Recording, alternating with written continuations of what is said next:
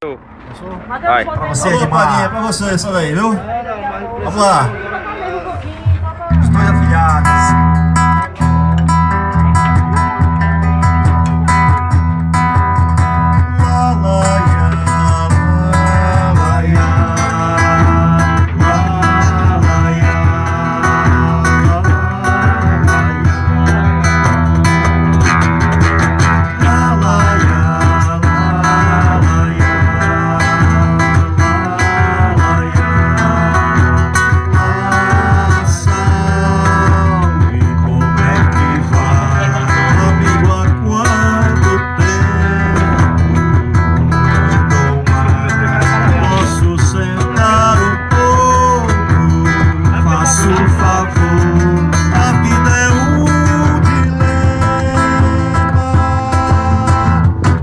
Sempre vale a pena, porque que a rosa acabou comigo. Meu Deus, porque Deus sabe o motivo. Deus é bom, mas não foi bom pra mim. Todo amor um dia chega ao fim triste, é sempre assim. Eu desejava um trago, não sei quando eu lhe pago.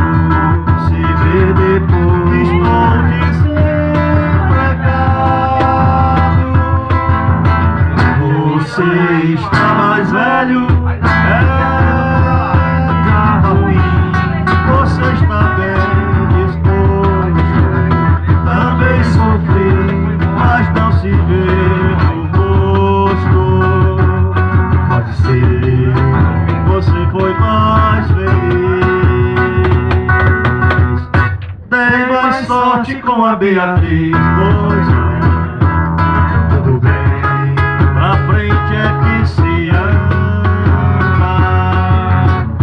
Você se lembra dela, que apresentei minha memória. Defendo algum. E amanhã, se eu morresse, pra que rapaz? Talvez Rosa sofresse. Lá atrás, na morte a gente esquece, mas do amor a gente fica em paz. Aí que eu boto já rolei bastante, de jeito algum. Muito obrigado, amigo. Não tem de que você ter me ouvido. Amigo é pra essas coisas, como cabra.